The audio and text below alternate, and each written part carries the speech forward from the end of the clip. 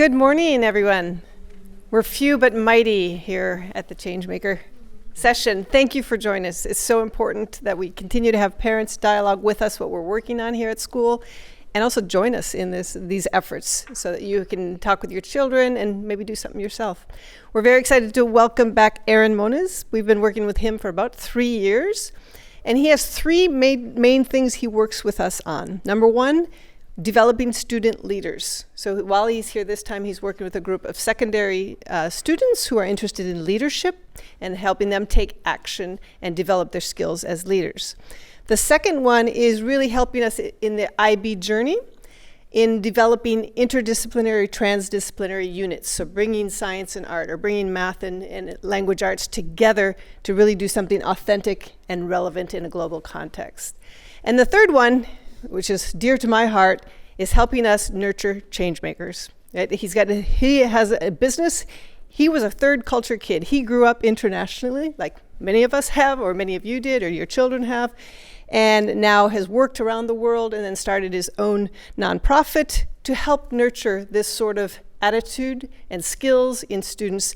And we know it's drastically needed right now, is to nurture changemakers. And how we define changemakers is those who take responsible action to make a difference and make it a more peaceful and sustainable world. And it's never been more needed. It's always needed, but it's pretty much very intense. And so we really want students who want to help, want to make a difference, and then have the skills to actually do that. So we need to be practicing that and nurturing that throughout our school years here at ISB. So once again, thank you for coming, and I turn it over to Aaron. Thank you. All right. Good morning, everyone. Good morning. Thank you.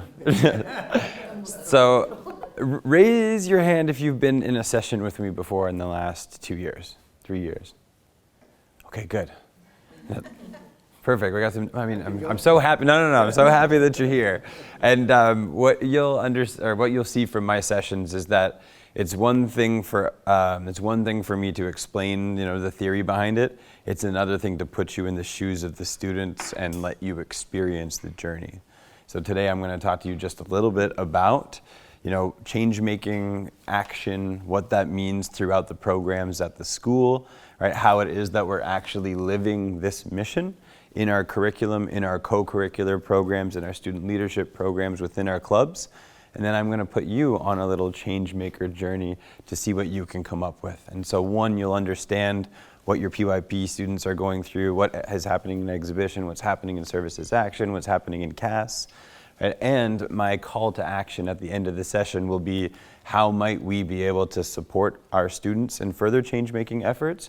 Or is there something that we as a parent community might be able to do to follow this change maker journey or action plan as well? All right.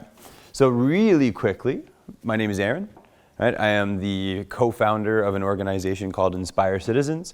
We work with about 60 different international schools around the world and just helping them live that mission of change-making, sustainability, action, service, right? And helping to create a more sustainable world. We believe deeply in the fact that we have so many resources at our disposal, from the amazing young minds in our school to our family connections to the great teachers that exist within our schools. And if we can shift our curriculum to be slightly more outward facing and allow students to take more action, then that's how we help leverage the difference that school communities can make. And if we can do that in Prague, and I can do that in Delhi, and we can do that in Zurich, and we can get hundreds of thousands of people each year being involved in changemaker projects, then that's how we help to contribute positively to the world around us.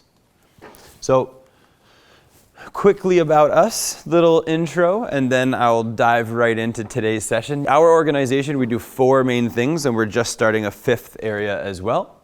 Right? We are affiliated consultants with some of the big accreditation groups around the world, like CIS, where if they've got schools that are trying to approach global citizenship or live that mission, they bring us in to try and help develop whole school plans, collect evidence, right, and set schools in the right direction.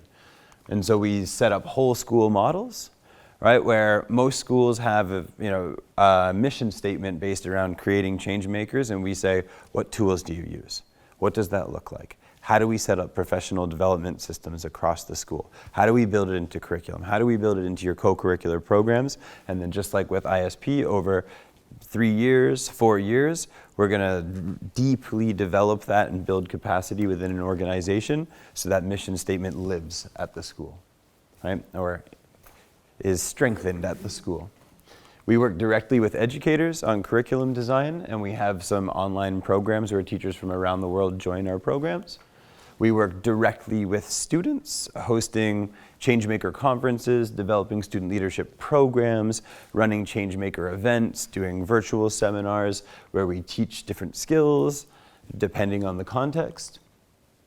We also have resources that students can use on their own. So if they're seeking an independent action plan, they can use the document that you have on the table, and I've got a few more copies to give out, right, to actually help them get to more deep action.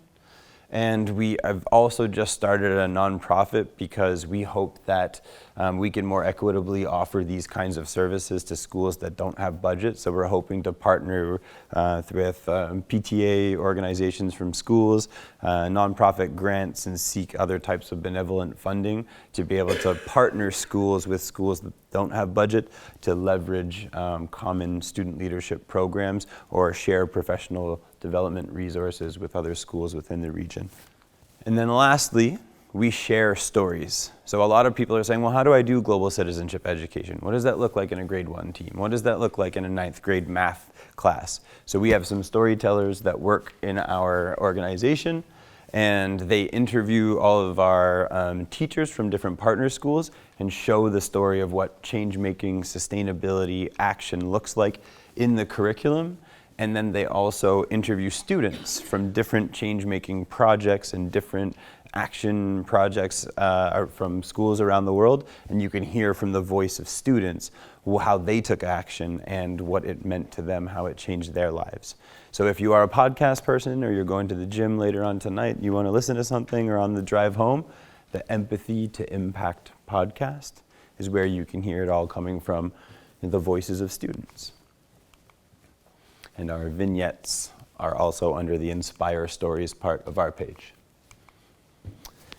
So I'm going to get us started off with a conversation amongst each other. If you haven't met the people at your table, introduce yourselves. And then your goal is going to be to answer this question. And if you have a table that's bigger, we'll do everybody at the table. All right, so tuning in today, answer to this question, introduce yourself, and then we will dive into our changemaker journey for the day. All right? Welcome.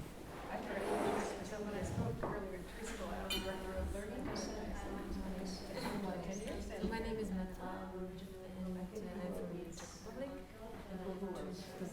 Thank you for having a chance to just connect with one another, because having a supportive community around change making is one of the most important recipes. So I want for us to experience that and start off by setting our intentions on the things that we care about or the things that we wish we could positively impact in the world. And we're going to walk through this journey together to maybe see if some of these things that you set your intention on could happen through an action project. We've been working with ISP on these different kinds of changemaker projects by working with student leadership groups. We're doing a round 3 of setting up a long-term sustainable student leadership program with the student leaders so that they'll figure out how it is that they want to launch it next year, how they want to resource it, how they want to teach it. So hopefully by the end of this year, we will have a student leadership program where our students have created it. They are the ones that are going to be leading it. They are the ones that are going to be creating the content and setting up the online resources, helping to look at evidence of different types of student clubs, and then use that as a sustained empowerment program throughout the school. But we're building it today, or we're building it this year, and today is our second session. And we've been doing some work on it over the last couple of years. And so we run these kinds of events with different kinds of schools, whether it be through conferences, whether it be through workshops, whether it be through school-based programs, right? And so why do we do these kinds of changemaker programs? Well, if you look here at everything that's sort of mentioned in this very busy visual, is that, right, within clubs, right, you don't want people showing up at the meeting and discussing and going home. We want for them to be able to actually identify an issue and take action, Right? If you look at what's happening within the primary years program and what it means to take action in the curriculum and within PYP exhibition, it involves this idea of knowing how to go from what you care about to taking action and creating change. Leadership programs, what's happening in CAS, what happens in the middle years program through services action and through some of our interdisciplinary units. Right? What we've got also just the definition of being a change maker at the school and social entrepreneurship programs and other kinds of design electives that are happening. All of them involve going from what do you care about to how is it that you can take action, what is sustained action, and how is it that you can make a difference over time. And so, yes, this is a workshop on what it means to be a change maker and that process, but the thing is that our kids are going through iterations of this type of action cycle all across the school, right? And so if we as parents can help to either provide resources or connect them with community members for more sustained impact, we're going to make a huge difference. But also if we can nurture the process involved in change making and understand what that means from a student perspective, then we're helping the student's learning journey across the school so that they're becoming the adults that we need in the future. And so what we're going to start with is we're going to do probably about 3 or 4 skills today, and we're going to end in a little bit of a pitch. Right? Normally, I would maybe do 20 skills throughout a year, or with a changemaker program, or within some of the units, I might build 5 or 6 of these critical skills into a unit. But we're going to experience a couple depending on time. First one, right, is a good way to start us all off, and we call it a talent plus target protocol. Right? And so what we're going to do is we're going to look within. We're going to figure out how do we want to grow as people, what are interests that we have, what are professional skills that we have, what are interests that we want to pursue, and how is there a way that we could link that to some things that the world needs around us so that we can either level up what we currently do in our professions to become a vocation, or we can put together a changemaker project. All right, so I'm going to introduce you to a couple of resources first. All right, when we do it with students, we might use a more in-depth visual like this, but we're going to get you guys, if you want to do it on a computer, if you want to do it on a piece of paper, you may. If you just want to think about it within your mind, you can. But what we're going to do is we're going to brainstorm all of our talents, interests, passions, professional skills, right? And then we're going to look around at some resources that define what some of the greatest world needs are, and we're going to see if we can connect the dots. We're going to do it individually first, and then we're going to share at the table. All right? So,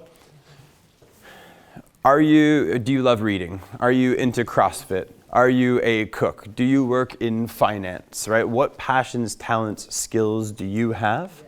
Right? That's where we are going to start. So let's do just a couple minutes of individual brainstorming. If you would like a paper, there's some on the table here. I can also get you some more, and if you just raise your hand. But our first 4 minutes is just individual brainstorm. All right, students, see if you can get 20 different things. What are your skills, passions, interests, hobbies?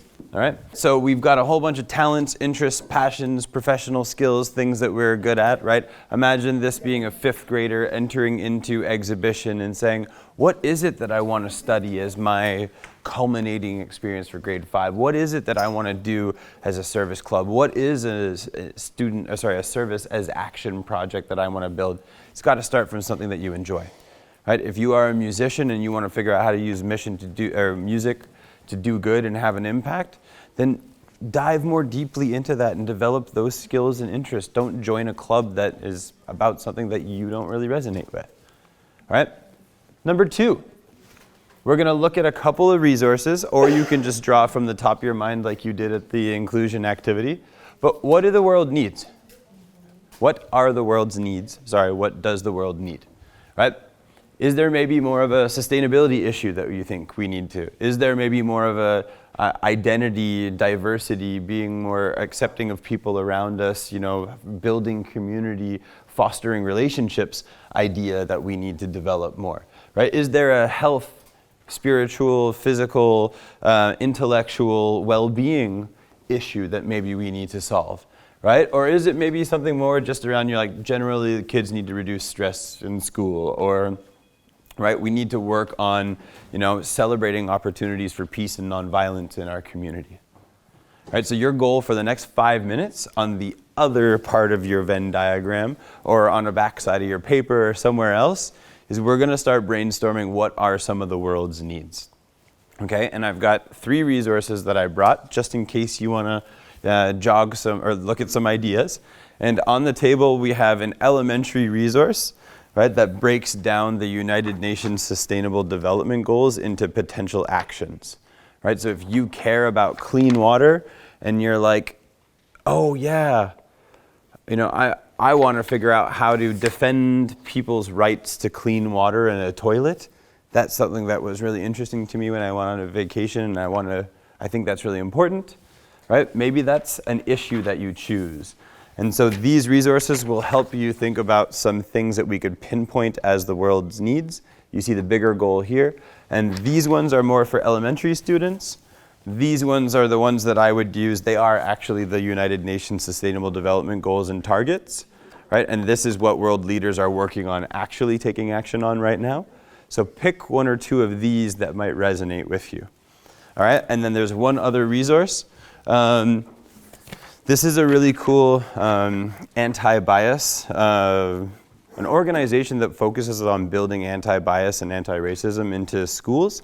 And they break down into identity, diversity, action, and justice.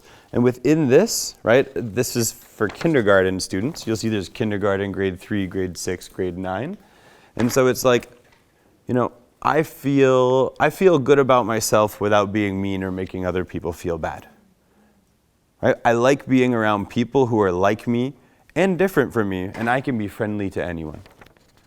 Right? Are there ways that maybe building more of that into our school, into our experiences, into our community could be the foundational skills that we need to fight racism, right? Or have more peace and nonviolence in our communities. So your challenge over the next 5 minutes is to browse some of these resources, look at what's written on some of these targets, or just think off the top of your mind, what are the world's needs that you wish you could address, and jot down a few of them. So basically now we've got an idea of what are your professional skills, what's something that you're interested in, how could you connect the dots, right? If you are passionate about, food waste and environmental impact, and you already work in a food production service, is there a way that you can create a data collection intervention right now so that we can better improve and reduce our school's impact? That may be a great project. Right? If you want to do community sustainable cooking classes as a way to build belonging but also work on the well-being of our community cooking classes could be your action project. So now, we're going to give you a choice, and you can decide, or you can decide as we're building, but either we might have situations where we would get students now to pitch their projects and say, I want to go this direction, I want to go this direction. Is there anyone who wants to go a similar direction so that they could work together? Or else there might be some students or different contexts where people just say, no, you know what, this one's mine, it's my interest, I want to dig in by myself, right? So your choice over the next little while is, if you've heard somebody at your table who's going a similar direction as you, then you may join them, right? If you want to just go through this process on your own, then that's okay too, all right? So I want to introduce you to a next tool that we can use, and you can chat with your group members in a moment. So you see how if we come up with a project idea and we think we know we can use our skills and we might be able to take action in this kind of way, the next important part is to understand that it's not about what students want to do necessarily. It's about what assets do we have in our community and how can we build relationships with existing organizations and groups of people so that we can sustain impact over time and we can meet authentic needs, right? So for example, a really good tool that we can use with third graders all the way up to seniors is this idea of community assets mapping. And you notice too how the term says assets mapping and it doesn't say who's in need, right? It's who can I learn from, who could I partner with, Who could I collaborate with? Who could I build a relationship with? Because in our community, even in this room, in this hallway, right, there are ways that we can find somebody or something to partner with to create impact or make change. And so on your table, you have a different version of this, which I'll show you. But a lot of times we get students to just look at, in my community, right, what are some institutions that exist? What are some organizations? Right? And then they actually just brainstorm all the ones that exist, and from there they can see which ones they might want to work with. So if I were a student and I am interested in reducing waste and data collection and food production, or I am interested in the idea of community cooking classes, well, who could I work with and who could I partner with? Is it with families at the school? Are they the ones that maybe would be the best to contribute in this changemaker project? Right? Is there already a social enterprise like our current school cafeteria that believes a lot in well-being and health and sustainability? Is there a service club, right, that's already working on zero waste? Like, shouldn't be up to me as a 10-year-old to do that all myself when there's adults right next to me who have spent years and years and resources doing this kind of work. How can I contribute to greater impact instead of having to completely start everything from scratch? So doing a little bit of a community assets map helps us to understand who's around us, who could we work with, who could we learn from. All right? So that's going to be one of your steps. And then another thing is matching the community assets to the right kind of action. So if I'm all about families cooking more sustainably, at home, but I make a poster and I put it up on a wall inside the high school hallways. Well, not a whole lot of high school or parents walk through the high school hallways, and they probably won't get the invitation, nor will they receive the information. So what kind of action we do is really important, depending on who we're trying to work with. And so I want us to understand too that you can do direct service, right, where you can directly work with a group or organization or make the food or get involved directly. You could do indirect service where, for example, if you wanted to help social media campaigns for organizations that need more outreach, or I was talking to a student yesterday about how they like coding and web design, but they have all these local stores within their smaller Vietnamese community that have zero web presence, don't have any access to online ordering, aren't on Uber Eats or apps, right? And that's an indirect service where the student could help them increase their visibility and customer base through web design, right? And so it's an indirect service because they're not working directly on-site hands-on, but they're providing a service that helps them meet their mission. Or you could just advocate through music, through art, through speaking opportunities, through workshops. Right? Or maybe you're just the kind of person that loves to dig into the data and wants to share the research. And that's another type of service in action. Right? And then I like this as well because it opens up the PYP definition of action into some other ideas as well. And it helps us understand that you don't have to build a school to get involved in service or change making. Right? You could just participate in. So what if you're the one that's growing the tomatoes and the fruits and food in the gardens? Right? What if you are a student that wants to make a documentary or publish videos that teach people how to do something in conjunction with the marketing department?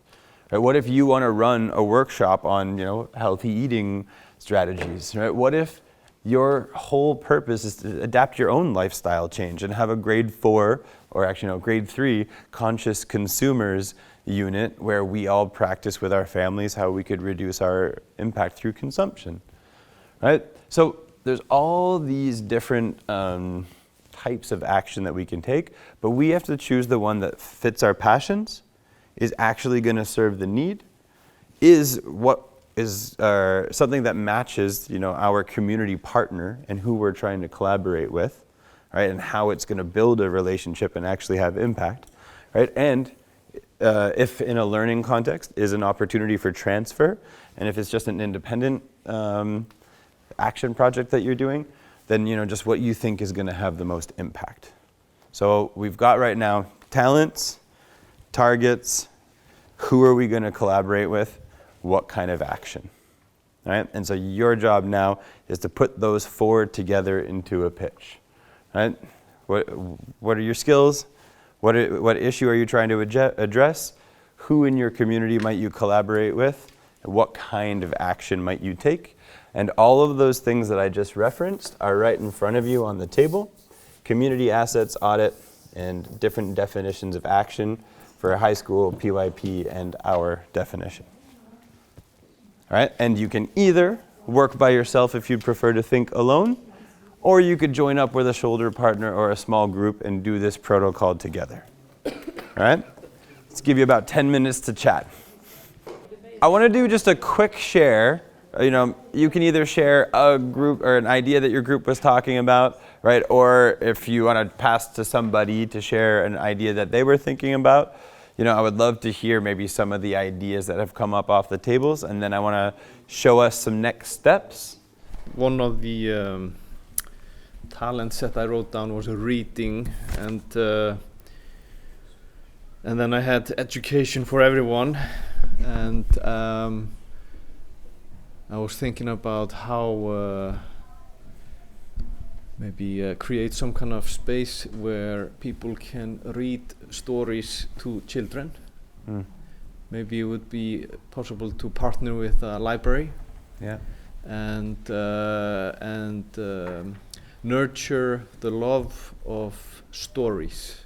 Like reading in general is good, but even just reading, like teaching kids to appreciate good stories and listening to stories and Learning from them. Learning from listening. Parents could come into a library and read for an hour or something like that. I love that idea, right? And whether that's something that we do as a bilingual thing, where we invite people from the community, maybe we have another partner school and we do literacy Tuesdays, right? Maybe it's just for our own community and we're practicing mother tongue language strategies or bilingual, reading strategies, for your kids at home and just like falling in love with literature in the library. Community, belonging, love of literacy, just by taking your talents, your interest, a community to work with, and a type of action, right? Beautiful. Thank you. Let's give him a round of applause. I like that, right? I am the community service representative of the SCA of the school, so I'm responsible for but I help with some charity projects. We have different organizations that we support, and I chose to do this because I feel I have a lot of empathy for people who are in need or who are not that fortunate. And I also, through my children, got involved with, because my kids, I was born not in Prague, but I'm from the Czech Republic. I was born in the northern part of Bohemia, which have its own problems. We have a lot of gypsy people who don't send kids to school, who live in very bad conditions. And my kids started playing soccer with a team, and most of the kids from the team are from, what do you call it, foster home or the home for children without parents, and a lot of gypsy children, and that's been a great experience. And I'm really trying to be there for every soccer game, help the children. I buy stuff for them. I help during the games. I bake cupcakes for them. And I have to say that's something that is really filling my heart. I really found myself in this. And we just talked together, and I hear that there are more people maybe interested bringing their children, seeing these kids, helping them, reading with them, or just talking, playing with them, supporting them. So we could make this as a bigger project, maybe, I was thinking, and it doesn't have to be this concrete home in North Bohemia. It can be anywhere around Prague, because there are a lot of places with children who are not that fortunate. So maybe. So maybe let's make this a nice project.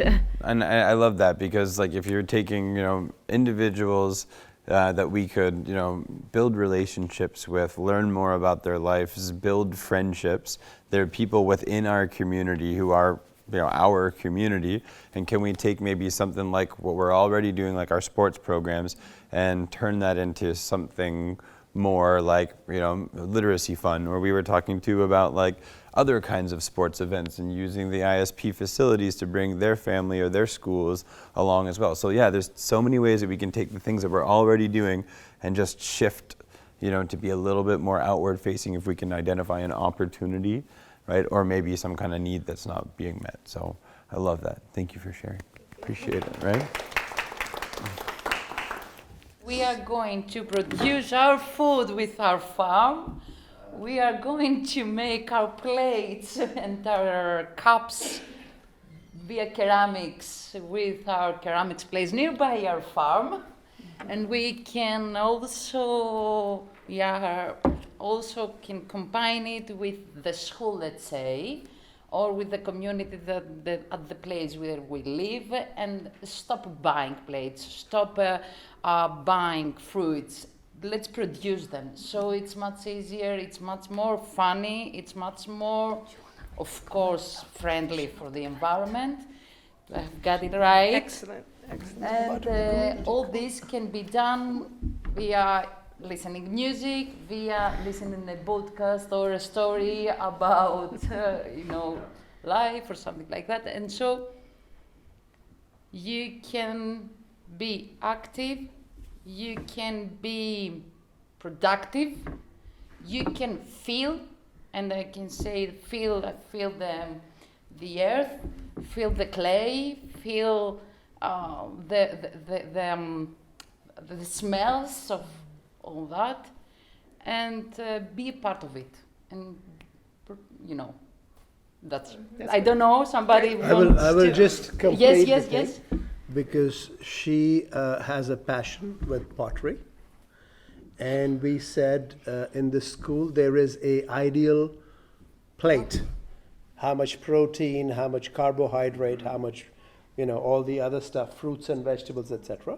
So we said in the future, all the schools that we cater to, we will have all the plates done by her, made with that print, and we are looking at taking the children into a self-service buffet eventually, where every day when they fill up their plate, they see, are they putting the carbohydrates in place and the proteins in place, etc. And hopefully after 13 years in school, when they walk away, that map will be there permanently with them. So that's the idea. The goal is the kids to learn to make their plates. Yes. Not me. The kids. We can have a Yes. fun at some Yes. point. And some of the food be cooked and raised, grown by the students. Yes.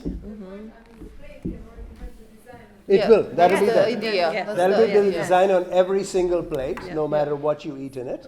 If it is pre-plated or you're setting your own buffet. Yeah. So you can look at the plate every time you're eating food. Also, there's I'm the really excited idea of, we do parent sessions that they can learn how to cook, like your chefs Yes. learn how to cook, and then we'll videotape that and put that on the website. So Put that we on had the lots of website, food yeah. connected. Yeah. So all parents can learn how to Passionate bake about and food cook. here.